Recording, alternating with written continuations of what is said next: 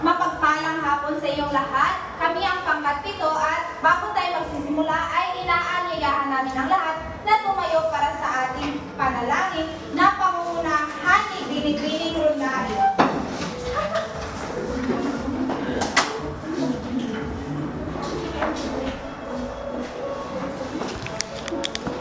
Tumayong lahat tayo sa ating panalangin.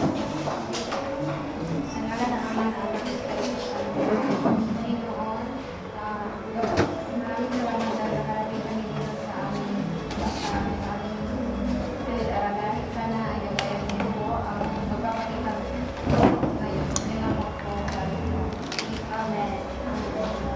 manatiling nakatayo para sa ating ehersisyo. Para sa ating ehersisyo ay gusto ko lamang sundin ang ating gagawin. Unang-unang gagawin ay iikot ng 5 beses ang inyong mga ulo. Gawin natin ang sabay-sabay. 1, 2, 3, 4, 5.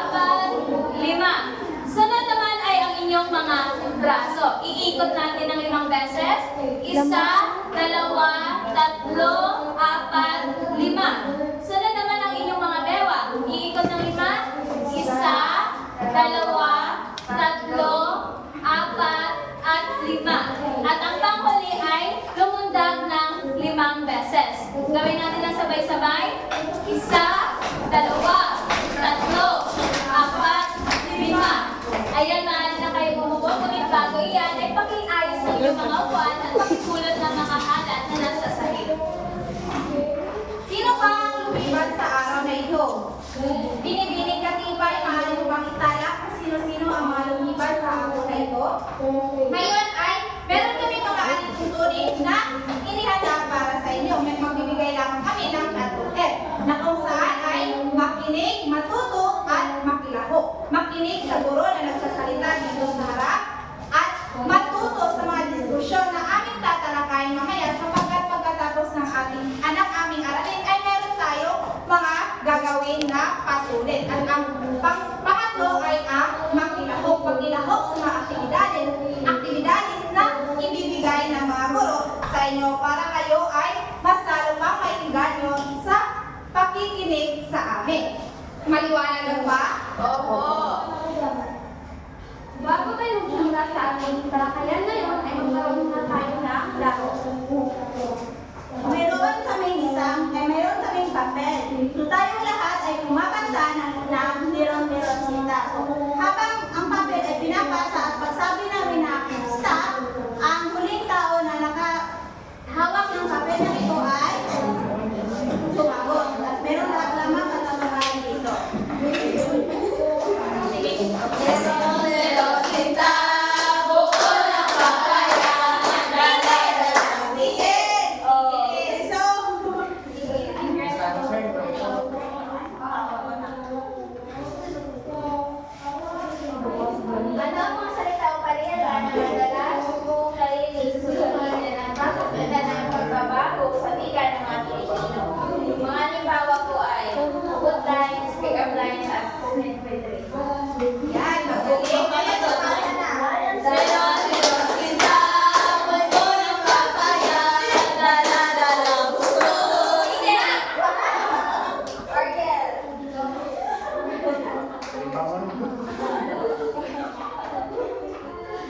Magbigay ng halimbawa ng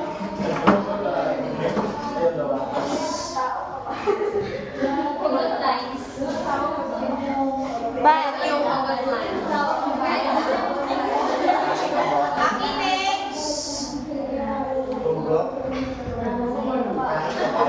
Okay, sige. Tumawag ka ng iyong kaibigan, Ginoong Ariel. pocket lines si Ma'am Aileen. Okay, binibining dito. Paano mo bang tulungan si Ginoong Ariel?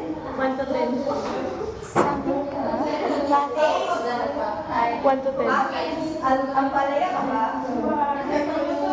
Hugot line ba yun? Hugot lines. May pick up line. Okay, binibining pa yun. Maaari ka bang tumawag ng iyong kaibigan na sige, magbigay ng hugot line. Binibining ko daw.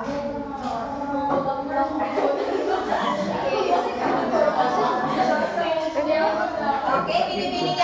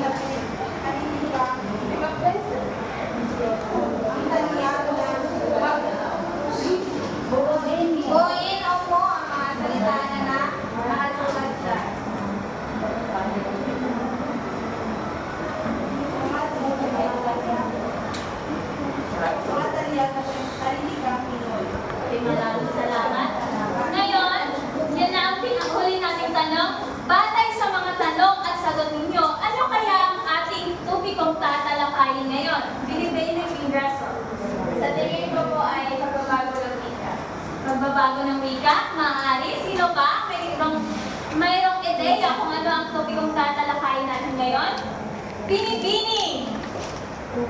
Binibining Herman, ano ang topikong tatalakayin? Sa tingin mo, anong topikong tatalakayin natin ngayon?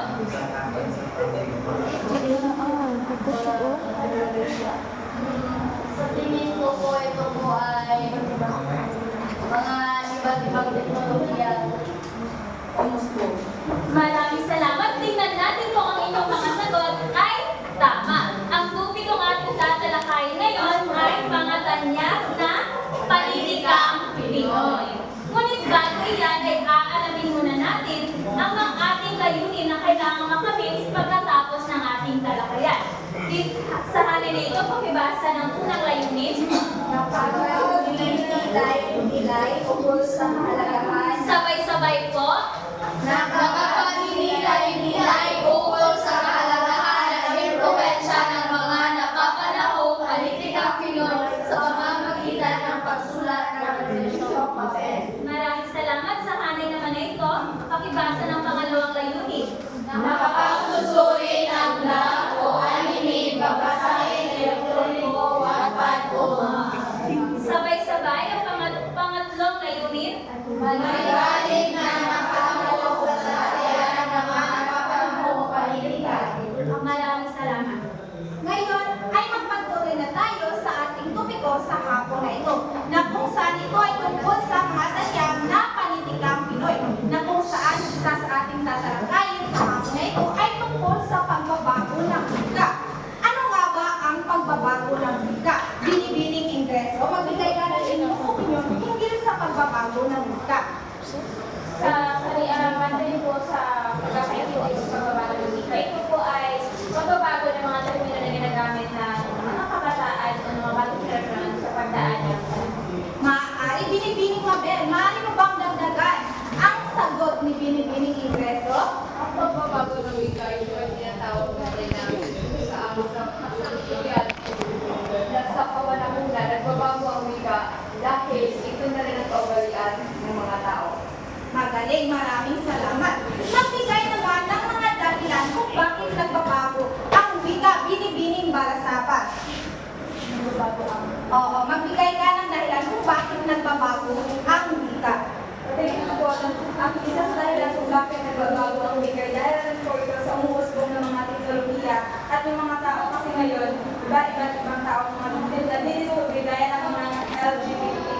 Like yun, meron din silang mga teknolohiya na kung saan naa-adamin natin at ginagamit natin ito sa pang-araw-araw natin na pag-iisara Magaling, maaari bang binibining yan kung magbigay ng halimbawa na kung saan ang wika ay nagbabago?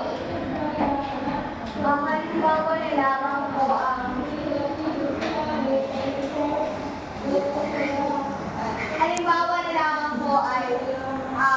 salitang bakla na kung saan ginagamit natin ang sa kasalukuyan ay maaari na natin itong tawagin leke o pesh. Okay, magaling. Naintindihan lang ba ang mga sagot ng inyong mga klase? Sa tingin ninyo, tama ba ang kanilang mga sagot?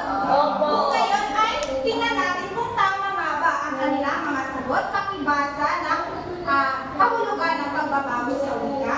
Ang politika ay sadyang malikhain.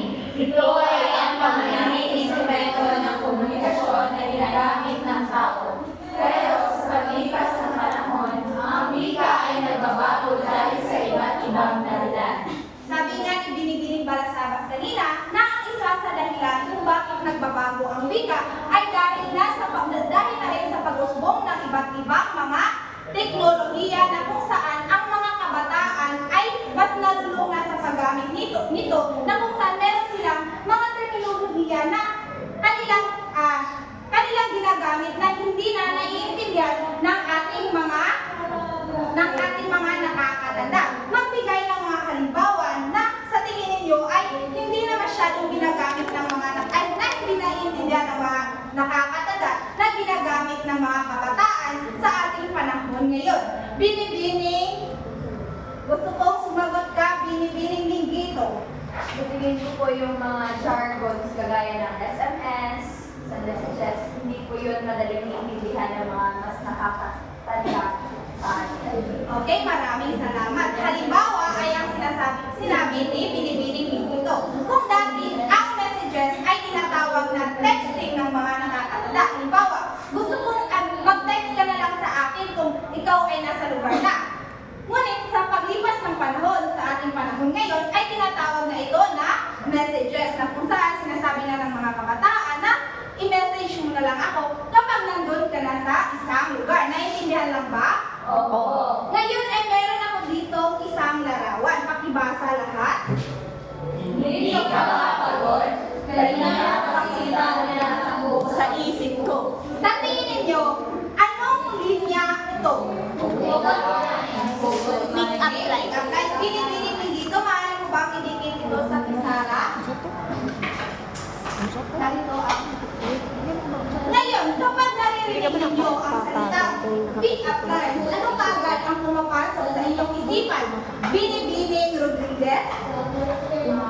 Kapag narinig ko ang salita pick up lines, ang pumapasok agad sa aking isipan ay ito ay na binubuo ng tanong at sinasagot din ng kung sino ang gusto mong hatdan or bigyan ng pick up lines. Okay, maaari binibining ko daw. Maaari mo bang dagdagan ang sagot ni Binibining Rodriguez? Kapag narinig ko po ang salitang pick up lines, ang una po pumapasok sa isipan ko ay mga salita na kung saan may gumagamit ng ibang salita upang ipahayag sa lugar. Okay. Ngayon ay Binibining Castillo. Maaari ka bang magbigay ng iba pang halimbawa ng pick up lines na iyong nalalaman? Bakit? Ayan, naiintindihan lang ba? Alam niyo ba, para sa karagdagang kaalaman, na ang pick up lines, ito ay sinasabing makabagong dugtong sapagkat ang ginagamit na salita sa pick up lines ay ang mga salitang nakakakilig o mga cute o cheesy na mga lines na karaniwan sinasabi natin na corny itong pakinggan sapagkat ang nilalaman ng pick up lines ay kadalasan purong pag-ibig lamang o mga relatable pa rin sa pang-araw-araw nating buhay. Sinasabing ang pick up lines, ito ay nagmula sa mga kuladas na mga kalalakihan na kung saan ito ay ginagamit nila kapag gusto nilang magpapansin, magpakilig at manligaw sa mga kababaihan. Naintindihan lang ba? Oo. Meron ba kayong mga katanungan kung ano ang pick up line? Kung kayo wala na, ay tayo ay magpapatuloy na ipagpapatuloy ni Binibining Lughaw. Hello! Okay po ba kayo? Oo! Okay, so, meron ba kayong mga katanungan tingil sa lalaki ng Binibining Motosino? Dahil kung wala na, ay tayo ay magpapatuloy. Ngunit, bago mo na yan, ay meron mo na akong ipapabasa sa inyo. Ang daling matulog, ang hirap bumangon. Ang daling mahulog, ang hirap magbukol. Sa tingin ninyo, anong halimbawa ito? Hugot. Hugot lives. Binibining Balasabas, maaari mo ba ito iligid dito sa harapan?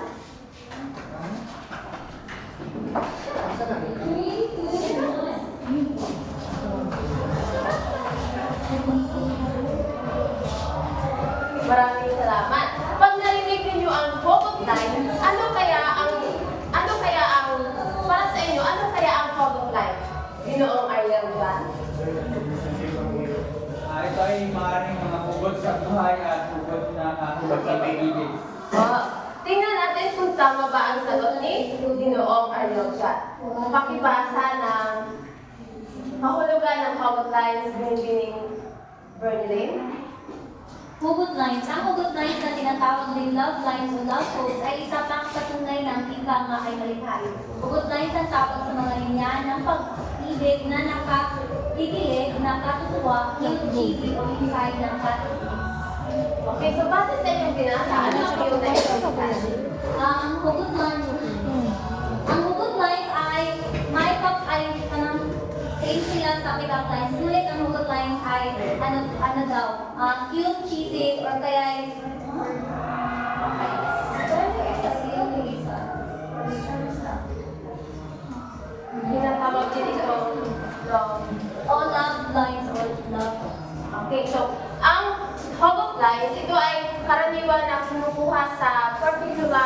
na ilang tauhan sa pelikula na tumatak sa puso't isipan ng mga manonood. Relate ba kayo doon?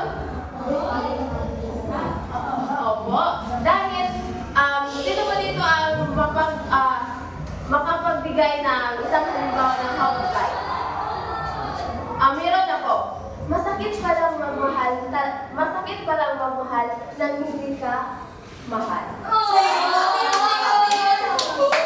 Yan ay isang halimbawa ng how to fly. At ang mga times ay maaari din tayo makagawa ng sarili nating hugot dahil sa sarili nating karanasan na ating pinagdaraanan. Okay. So, ang hugot lines ay isinusulat ito sa wikang Filipino at kadalasan din ay isinusulat ng Taglish. Meron ba kayo katanungan tungkol sa hugot lines? Ngayon ay tayo ay magpapatuloy sa spoken poetry. Binibining naman, maaari ba masabi? Spoken poetry. Ang spoken poetry ay isang anyo ng panitikan kung saan binibigas ang mga tula sa harap ng isang nagda. Ang mga spoken poems ay madalas na naglalaman ng mga personal na karanasan ng daming at opinyon. Maraming salamat. Ano ang madalas na naglalaman ng isang spoken poem? Binibining Indeso? Madalas hindi ba naglalaman ng damdamin, pag-ibig, o di kaya ay sa loobin sa isang galit. Ang galit. Oo, tama. Ang spoken poetry ay karaniwang itong nagpapahayag ng isang pagkamalakhain ng Pilipino. Ang spoken poetry ay naisang plataforma upang maipahayag ang iyong saloobin, idea at damdamin. Ang spoken poetry ay isa itong popular ng mga Pilipino. Sino ba dito ang nakapagtanghal o nakapagtanghal sa harap na isang nagana spoken Leo J. Leo J. So, yan ang tungkol sa spoken poetry. Ngayon ay tayo ay magpapatuloy sa susunod na tatalakay ni Pascual. Ngayon, naintindihan niyo lang ba kung ano ang hugot line sa spoken poetry? Opo. Hindi ko naririnig, naiintindihan lang po ba? Opo. Ngayon tayo ay magpapatuloy. Dito may larawan ako. Ano nga, sa tingin niyo, anong sa patungkol ang larawan na ito? Vlog. Sino sa inyo ang nanonood ng mga vlogs? Kami lahat. Marami? Marami sa inyo ang nanonood ng vlogs. Ano sa tingin niyo ang nilalaman ng isang vlog? Sino ang nilayaw? Tungkol sa pagkain. Pagkain? Ano pa? Maraming salamat. Ang vlog, pakibasa na sabay-sabay. Ang vlog ay isang uri ng video vlog kung saan nagbabahagi ang mga tao na kailangang karanasan, salubin at kaalaman sa pamamagitan ng mga video. Kagaya nga ng sinabi ninyo, ang vlog ay naglalaman ng mga saloobin at damdamin ng mga tao. Dito nila pinapakita kung ano ang mga nangyayari sa kanilang buhay. Ngayon ay dumako naman tayo sa susunod. Pakibasa dito at nahanay. Iba't iba ang trending app sa social media. Ang mga trending app sa social media ay mga platform na nagpapahintulot sa mga tao na magbahagi ng mga larawan, video at iba pang nilalaman. Maraming salamat. Para sa inyo, bakit tayo gumagamit ng mga trending apps sa social media? Gusto kong sumagot ka, Binibining Mosa. Para sa iyo, bakit tayo gumagamit ng mga trending apps sa social media? Para tayo ay maging sabay sa trend. Maraming salamat. Dagdagan mo, Binibining Ingreso. Ang mga trending app sa social media kasi ngayon ay ginagamit sa pag-komunikasyon dahil sa pag-usbong ng mga makabagong teknolohiya. Kaya po ay natagilid natin ang Maraming salamat. Sa susunod na katanungan, bakit kaya isa sa naging dahilan ng pagbabago sa wika ang mga iba't ibang trending apps sa social media? Binibining Kabual. Pakiulit ko ng tanong. Sa tingin mo, bakit naging isa sa naging dahilan ng sa pagbabago sa wika ang mga trending apps sa social media? Isa sa naging dahilan kung bakit nagbabago ang wika dahil sa social media dahil ika nga ito ay umusbong at hindi lang tayo gumagamit dito sa ating bansa kundi sa ibang bansa. At ito ay ating na-adapt kung ano man ang wika na kanilang ginagamit. Maraming salamat.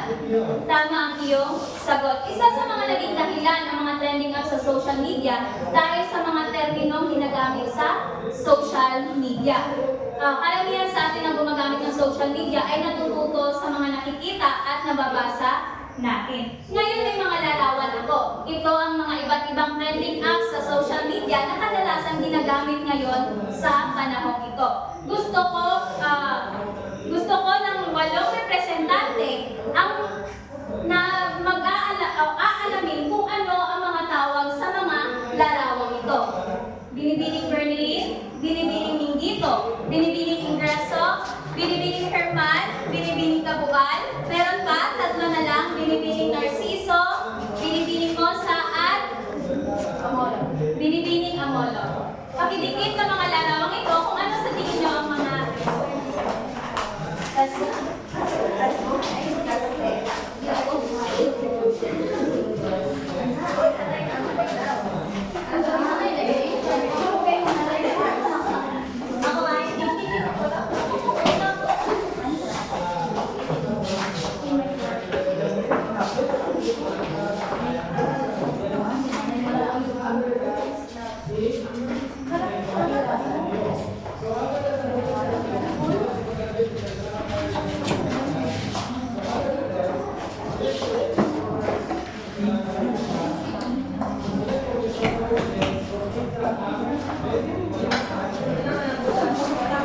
Kamusta ba? Opo. Ayan, maraming salamat. Sa tingin nyo, tama ba ang kanilang pagkakalagay ng mga trending apps? Binibining Ingreso, tama ba? Opo, tama po. Ayan. Yan ang mga iba't ibang trending apps sa social media na ating tatalakayin. Unang-una dyan ay TikTok. Sino sa inyo ang gumagamit ng TikTok? Kayong lahat? Binibining Narciso. Para sa iyo, bakit tayo gumagamit ng TikTok? Para sa akin, magamit tayo ng TikTok upang masabay sa uso na mga pagsasayaw at mga iba na makapamili na sinasaya. Maraming salamat. Ano ba ang kadalasan na nilalaman ng trending app na ito? Binibining Balasabas? Mga sayaw, meron pa ba? Inoong lindayaw?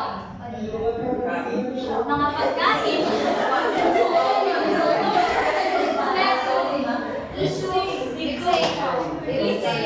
Yan ang mga nilalaman ng isang TikTok. Ngayon, aalamin natin kung ano nga ba ang TikTok. Basahin na sabay-sabay. Isang platform na nakatuon sa pagbabahagi ng maikling video. Ang TikTok ay naging isang malaking hihigit sa mga kabataan at isa sa gustong buhay. Maraming salamat. Para sa inyo, bakit mahalaga ang TikTok sa pagbabago ng wika? Binibining Ingreso. Mahalaga ang TikTok sa pagbabago ng wika sapagkat may mga termino din na nasa TikTok na magagamit ng mga tao makapaghatid ng may bagong kaalaman. Maaari ka bang magbigay ng halimbawa kung ano ang mga terminong kadalasang ginagamit sa TikTok? Katulad na naman na loading. Maraming salamat. Yan ang TikTok. Ngayon ay dumako naman tayo sa susunod, ang Instagram. Sino sa inyo ang mahilig gumamit ng Instagram? Sino? Si Binibining Mosa. Ano sa tingin mo ang kadalasang laman ng isang Instagram? Gym quotes, mga gym motivation,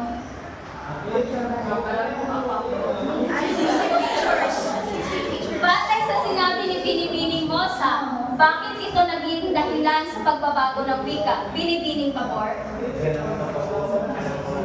Dahil dito, dahil sa Instagram, dito natin nakikita paano ang mga iba't-ibang mga tao na dahil nasa i-post naman na lalaki ng mga lalaki mga language. Maraming salamat. Tama ang iyong sagot. Para rin sa karagdagan, ang Instagram ay naging malaki ang bahagi sa pagbabago ng wika dahil ito ay nakatuon sa mga pinopost natin sa social media o sa Instagram na naglalaman ito ng mga larawan, video, katulad ng sinabi ni Pinipining mo sa mga quotes. Diyan natin makikita o mababasa ang mga bagong terminolohiya na ginagamit sa panahon ngayon. Ngayon ay dumako naman tayo sa kasunod, ang Facebook. Sino ba sa inyo ang walang Facebook sa panahon ngayon? Sigurado ba? Si Mama. Panigurado ang ating mga magulang pero hindi na lahat. Mayroon na tayong mga magulang na gumagamit ng Facebook. Sa tingin niyo, bakit isa rin sa naging dahilan ang Facebook ng pagbabago ng wika? Pinipining Narciso? Sa naging dahilan ng Facebook sa pagbabago ng ating wika dahil dito ay marami tayong mga panibagong kaalaman kaya mga panibagong termino na nakukuha sa Facebook. Maraming salamat. Pakibasa ng sabay-sabay ang kahulugan ng isang Facebook. Ang isa sa mga pinakagandang social media platform, ang Facebook ay patuloy na nagiging isang mahalagang tool para sa komunikasyon at koneksyon. Katulad ng sinabi dito, ang Facebook ay nagiging isang daan sa komunikasyon at koneksyon. Dahil sa Facebook, tayo ay nakakapag-communicate sa ating mga mahal sa buhay, kaibigan at marami pang iba.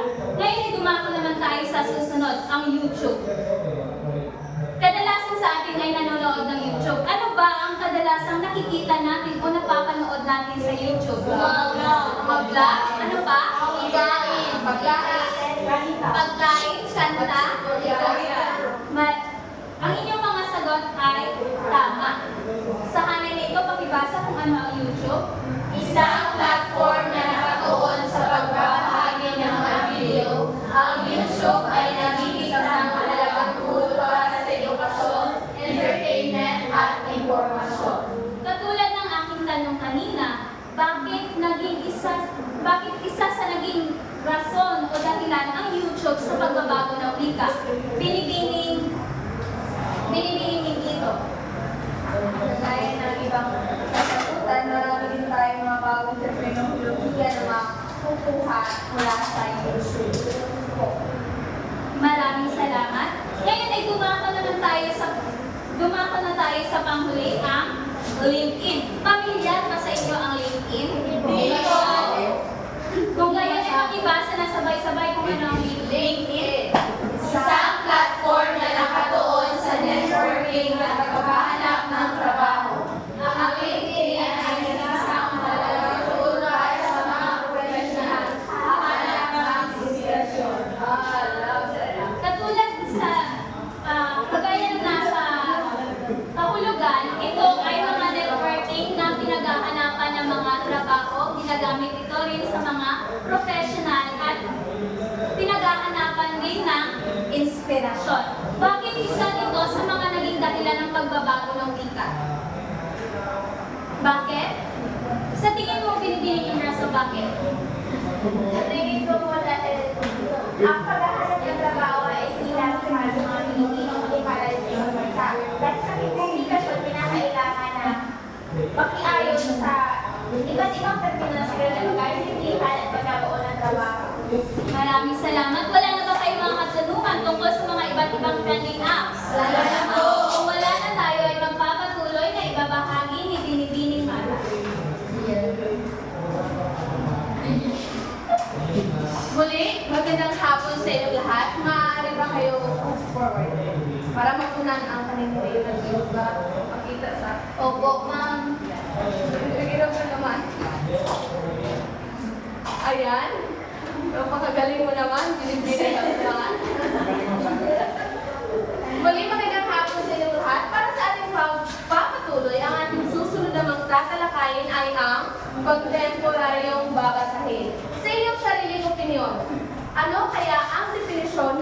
kontemporaryong babasahin. Yes, Binibining Alberto. Ang kontemporaryong babasahin ay ang mga babasahin sa Tama, magaling. Kapag sinasabi natin kontemporaryong babasahin, maaari ba itong basahin ng sabay-sabay? Isa sa pagsusuloy ang kontemporaryong babasahin ay mga akda pambalitikan na isisulot at sa kasalukuyang panahon. Ang mga ito ay naglalaman ng mga paksa at isyu na may pagkaya sa kasalukuyang lipunan at nagpapakita ng mga bagong paraan ng pagbanggit ng wika.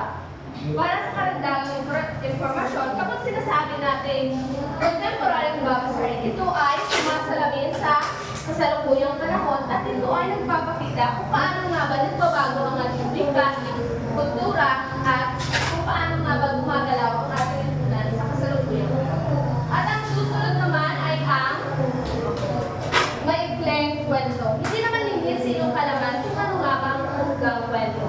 Para sa karagdagang impormasyon, dito sa harapan, sa inyong sariling opinion, ano ang maikling kwento? Karagdagang impormasyon. Wala na bang ibang mga kamay? Yes, Binibining Balasanga. Ang maikling kwento po ay isang maikling kwento lamang na binubuo ng ilang mga tao. Tama, magaling. Kapag maaari niyo bang basahin ang kahulugan ng maikling kwento? Mga sarili sa lisayan ng may kumpletong elemento ng isang kwento. Magaling. Kapag sinasabi natin maikling kwento, ito ay ang mga issue o mga impormasyon na pumapatungkol o isinusulat ng isang manunulat. At ang susunod naman ay ang salaysay. Basahin ng sabay-sabay. Sa mga akdang naglalarahan ng mga opinyon o kaisipan tungkol sa isang paksa. Maraming salamat. Sino ang maaaring dumagdag? Yes? Mr. Lindayaw.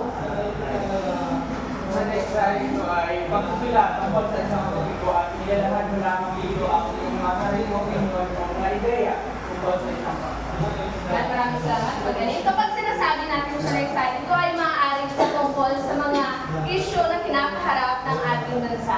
Wala na ba kayong mga katanungan tungkol sa kontemporaryo na babasahin, maikling kwento at salaysay? Wala na po. Dahil wala na kayong katanungan, ngayon ay pagpapatuloy ito ni Binibining Balansa. Ngayon, dumako naman tayo sa pangatlong halimbawa ng kontemporaryong babasahin ang comics. Pakibasa lahat. Mga kamarang binubuo ng mga larawan na teksto na nakaayos sa mga panel. Kayo ba ay nakabasa na ng comics? Oo. Maylin, ano ang iyong nararamdaman tuwing ikaw ay nakabasa ng comics? Depende po sa data ko. Siyempre kung ako ay nakabasa na ay bumabasa na comics na comedy, so ako ay matutuwa. So, mas madali natin maiintindihan kapag tayo ay bumabasa ng comics dahil tayo ay binubuo ng mga larawan at teksto. So, ang mga panel ay nag-uusap at nagsasagutan. So, naiintindihan lang ba kung ano ang comics? Oo. Ngayon, dumako naman tayo sa pang-apat na halimbawa. Yun ang graphic novel. So, pakibasa ni Lilith. Mga kwento na nasa formato. Basta sa iyong binasa, ano ang iyong naiintindihan?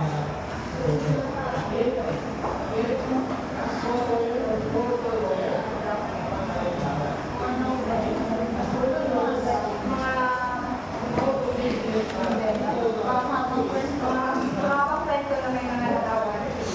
Tama. Ang graphic novel ay mga mahabang kwento na nasa format ng comic. So, ito ay ang graphic novel ay may mas komplikadong plot o character development kaysa sa traditional na comic. So, maaari din itong nakabatay sa sikat na superhero, original na kwento at adaptasyon sa mga klasikal na aklat.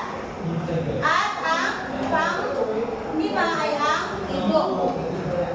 Kayo ba ay nakabasa na ng ebook? Okay. Ang ebook ay mga akda na mabasa sa mga reader o iba pang mga digital device.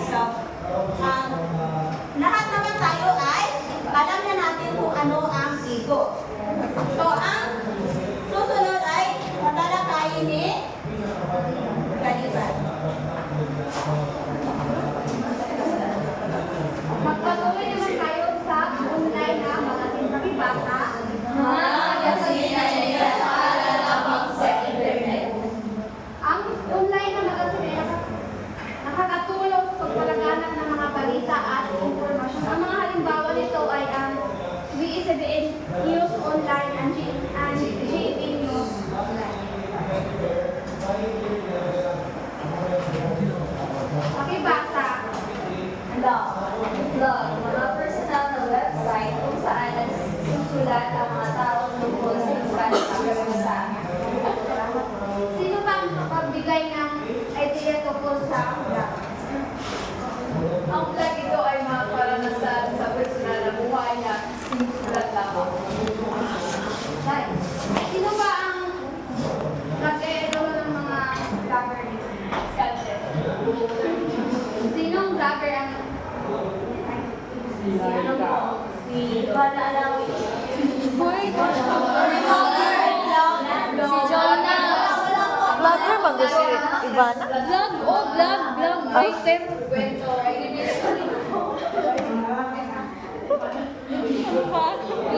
para sa kalinawan ng lahat, ang vlog at vlog po ay magkaiba. Ang vlog ito ay pinagamitan ng camera sapagkat ang vlog ito lamang po ay isinulat at pinapublish sa mga website na kung saan ito ay nababasa ng karamihan.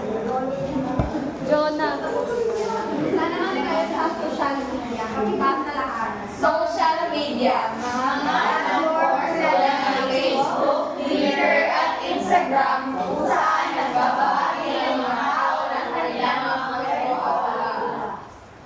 Sa social media naman ay nakatulong sa pagkukonekta sa mga kaibigan at pamilya. Sa social media naman ay nakakatulong din sa paghahanap ng mga impormasyon. Wala na ba kayong mga katanungan? Klarifikasyon? Kung wala na, dumako tayo sa ating pangkatang gawain. Para sa inyong pangkatang gawain, ay ipapangkat namin kayo sa 5. Magbilang 1 hanggang 5. Hindi siya pwede kayo differentiated na. Differentiated na.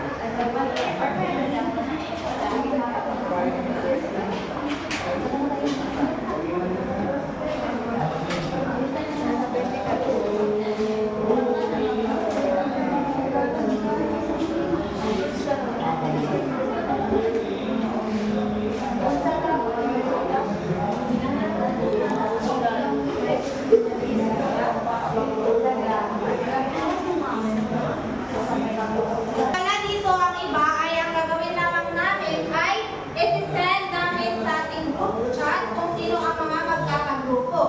Ngunit ay, sino dito ang nasa A? Okay, pipili tayo ng 5 representative. Oo, 5 representative para bumunot dito kung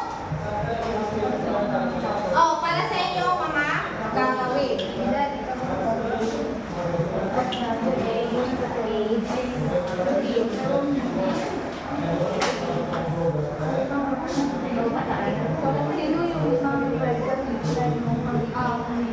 Pipili kami ng 5 representative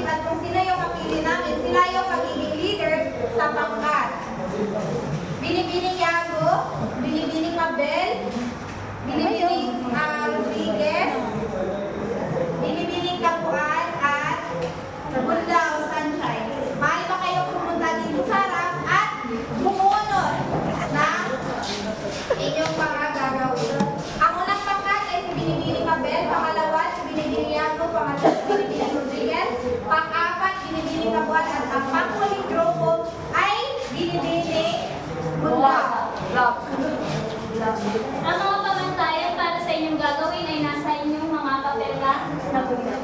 Unang grupo, pakibasa, binibigay papel kung ano ang gagawin ninyo.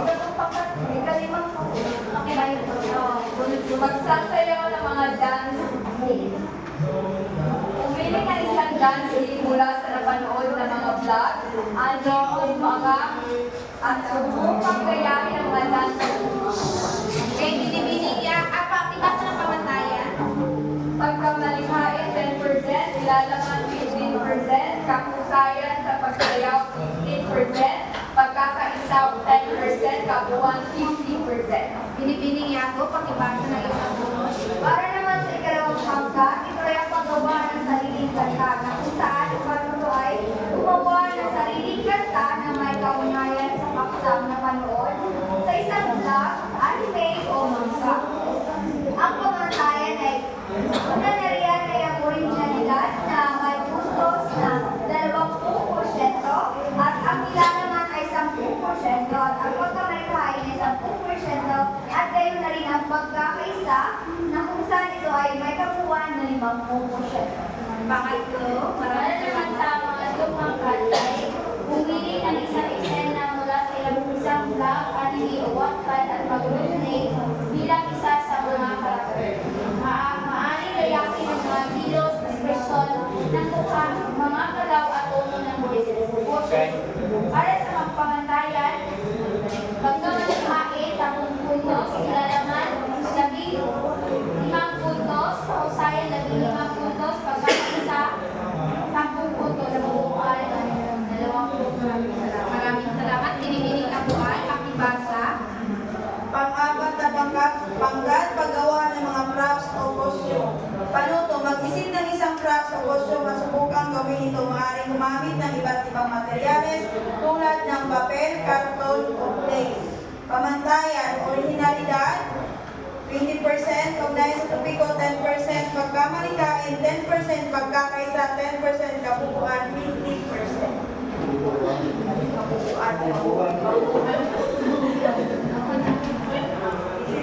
Panglimang pangkat, pagguhit ng mga karakter. Panuto, gumuhit ng mga karakter mula sa isang anime o manga. Maaaring subukan gayahin ang mga estilo ng pagguhit ng mga artist ng anime o manga. Pamantayan, originalidad, 20%, nilalaman 10%, pagkamalikhain 10%, pagkakaisa 10% at kabuuan 50%. Okay, maliwanag lang ba ang inyong pangkatang gawain? Ipapasa niyo ito sa Lunes at hindi lamang bababa ang inyong video ng 2 minuto. Ayan, maliwanag lang ba? Bawat pangkat ay magkakaroon ng 10 miyembro or pagkakaisa. Alphabetical, di ba po? Paano po? Okay, ganito na lang. Kayo ang pipili kung sino-sino ang inyong mga miyembro. Ngunit siguraduhin ninyo na ang lahat ay merong pangkat. Maliwanag lang ba? Ngayon ay maganda naman sa ano na lang, Grace? Bahigan na na. Pahinga na lang, ma'am. Okay, isisend na lang namin sa GC kung sino-sino ang magiging kagrupo ninyo. Maliwanag lang ba? Ngayon ay para naman sa panghuli ninyong gagawin ay makinig ang lahat. Ito ay individual na aktibidad. Sumulat ng refleksyong papel tungkol sa kalagahan at impluwensya ng mga napapanahong politikang Pinoy. Bibigyan lamang kayo ng 10 minuto sa paggawa. Meron tayong pamantayan sa pagsusulat ng refleksyong papel. Una, nilalaman 15% pagsusuri ng akda. Malinaw na ilahad ang paunahing tema at design ng akda. Personal na pagsusuri, may kasamang personal na opinion at damdamin na nauugnay sa akda. Suporta sa argumento, gumagamit ng mga halimbawa mula sa akda upang suportahan ang mga ideya. Pangalawang, istruktura ng 2%. Organisasyon, maayos ang pagkakasunod ng mga ideya. Meron itong introduksyon, gagawan at konklusyon. Lohikal na daloy, malinaw at lohikal ang daloy ng mga argumento at ideya. Pangatlo, wika at estilo na may 10% porsyento na merong tamang gramatika, wasto ang gamit ng gramatika, bantas at baybay, kalinawan at katiyakan, malinaw at madaling maunawaan ang mensahe, estilo, angkop ang tono at estilo sa formal na pagsusulat. At ang panghuli ay ang pagsunod sa mga alituntunin. Sukat ng papel na sunod ang itinakdang bilang ng salita. 500 hanggang 700 mga salita ang kailangan ninyong gagawin. Pizza ng pagsumite na isubmit ang papel sa tamang oras. So, ipapasa nyo rin itong refleksyong papel ninyo sa linggo, tapos yung video ninyo sa Lunes para hindi kayo at ipasa nyo lang ito sa ating GC.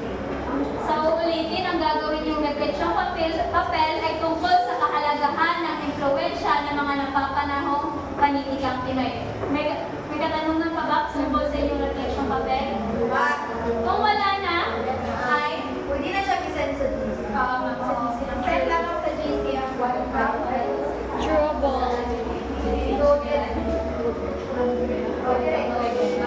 Pwede sulat nyo ito sa papel at kuhanan nyo lamang ito ng litrato at itumitin nyo. Pwede na po i-coded. Pwede na po i-coded. Pwede na pwede mo nyo ipasa. Ano na iwan? Basta kayo niyang Sunday. Then, meron na ba kayo mga katanungan? Kung kayong wala, ay kuha kayo ng sangkapat na papel para sa ating may ipasulit sa hapon na ito.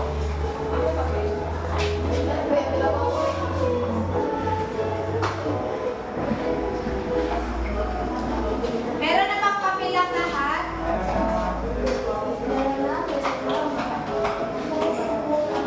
Para sa kanuto, makinig ng mabuti, iguhit ang masayang mukha kung sa tingin ninyo ang pangungusap ay tama, at iguhit naman ang malungkot na mukha kung sa tingin ninyo ang pangungusap ay mali. Para sa unang katanungan, kukulitin ko lamang ito ng 2 beses so makinig ng mabuti. Number 1, ang pagbabago ng wika ay isang natural na proseso. Ang pagbabago ng wika ay isang natural na proseso. Number 2, ang mga kabataan ay walang epekto sa pagbabago ng wika. Ang mga kabataan ay walang epekto sa pagbabago ng wika. Nakuha lang? Para sa pangatlo, ang mga hugot lines ay madalas na nagmumula sa mga karanasan ng mga tao. Ang mga hugot lines ay madalas na nagmumula sa mga karanasan ng mga tao. Pang-apat, ang spoken poetry ay isang anyo ng panitikan na binibigkas sa harap ng isang madla. Ang spoken poetry ay isang anyo ng panitikan na binibigkas sa harap ng isang madla. Pang-5, ang mga trending apps sa social media ay nagpapakita ng pagiging malikhain ng mga tao sa paggamit ng wika at teknolohiya. Ang mga trending apps sa social media ay nagpapakita ng pagiging malikhain ng mga tao sa paggamit ng wika at teknolohiya.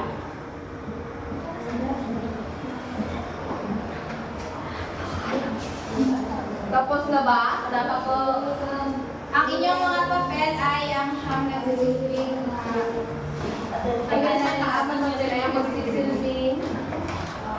magsisilbing attendance ninyo dahil nababansin namin ay kumukunti na lang kayo. Tapos na bang lahat? Maaari na bang ipasa dito sa harap ang inyong mga papel? Sa bilang kung 10. Siya. Tapos sa bilang 5, 4, 3, 2, 1.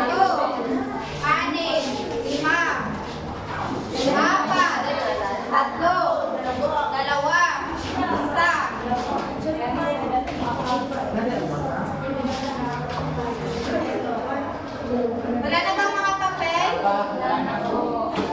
Ayan. Inaaniyahan. At doon nagtatapos ang aming talakayan sa hapon na ito at inaaniyahan namin ang lahat na tumayo para sa ating panapos na panalangin.